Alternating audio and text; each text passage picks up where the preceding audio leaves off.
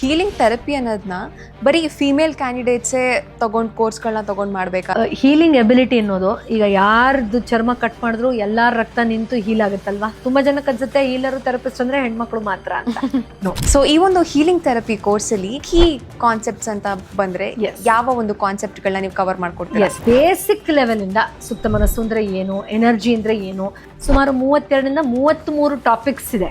So ಈ ಒಂದು training ಅಲ್ಲಿ ಪ್ರಾಕ್ಟಿಕಲ್ ಟ್ರೈನಿಂಗ್ ಅಂತ ಏನಾದ್ರು ಮಾಡ್ತೀರಾ? ಪ್ಯಾರಲಲಿ ಥಿಯರಿ ಹೇಳ್ಕೊಡ್ತಾನೆ ಅಲ್ಲೇ ಲೈವ್ ಡೆಮೋ ಮೂಲಕ ಅವರದನ್ನ ಮಾಡೋದನ್ನ ಕಲಿತಾರೆ.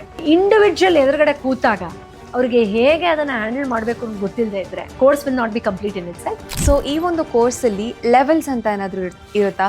ನಾನು ಸುಮಾರು 30ಗಿಂತ ಹೆಚ್ಚು ಕಂಟ್ರಿಗಳಲ್ಲಿ ಬೇರೆ ಬೇರೆ ಥೆರಪಿಸ್ಟ್ಗಳ ಹತ್ರ ಬೇರೆ ಬೇರೆ ವಿದ್ಯೆಗಳನ್ನ ಕಲ್ತಿದ್ದೀನಿ. ಸೊ ನನ್ನ ಮೂಲಕ ಅಷ್ಟು ವಿಚಾರಗಳು ಪಾಸ್ ಆನ್ ಆಗುತ್ತೆ. ಇದನ್ನ ಯಾಕೆ ನಾನು ಇಷ್ಟು ಕಾನ್ಫಿಡೆನ್ಸ್ ಅಲ್ಲಿ ಹೇಳ್ತಿದ್ದೀನಿ ಅಂದ್ರೆ ಈ ಪ್ರೀವಿಯಸ್ ಬ್ಯಾಚಸ್ ಅಲ್ಲಿ ಥೆರಪಿಸ್ಟ್ಗಳನ್ನ ಕ್ರಿಯೇಟ್ ಮಾಡಿದ್ದೀನಿ. So when it comes to healing therapy, science ಮತ್ತೆ ಸ್ಪಿರಿಚುಯಾಲಿಟಿ ಅನ್ನೋದನ್ನ ಹೇಗೆ ನೀವು ಎರಡನ್ನೂ ತಗೊಂಡು ಈ ಒಂದು ಹೀಲಿಂಗ್ ಥೆರಪಿ ಕೋರ್ಸ್ನ ನೀವು ಟೀಚ್ ಮಾಡ್ತೀರಾ? ಯಾಕಂದ್ರೆ ಬೇಗ ರಿಸಲ್ಟ್ಸ್ ಬರಬೇಕು ಅಂದ್ರೆ ನಾವು ಬರೀ ಒಂದು ಜಾನರಲ್ಲಿ ಟ್ರೀಟ್ ಮಾಡಿದ್ರೆ ಆಗಲ್ಲ. ಅವ್ರ ಮನಸ್ಸು, ಅವ್ರ ಎನರ್ಜಿ ಎರಡನ್ನೂ ನಾವು ನೋಡ್ಬೇಕಾಗತ್ತೆ. ಆಧ್ಯಾತ್ಮಿಕ ಸಾಧನೆ ಜೊತೆಯಲ್ಲೇ ಇದನ್ನು ಕೂಡ ಹೇಳ್ಕೊಡ್ತೀನಿ, ಅದರಲ್ಲಿ ಡೌಟೇ. ಪೂರ್ತಿ ವಿಡಿಯೋನ ನೋಡಿ ನನ್ನ ಡಾಕ್ಟರ್ ಪೂರ್ವಿ ಜಯರಾಜ್ ಕನ್ನಡ ಯೂಟ್ಯೂಬ್ ಚಾನಲ್ನಲ್ಲಿ.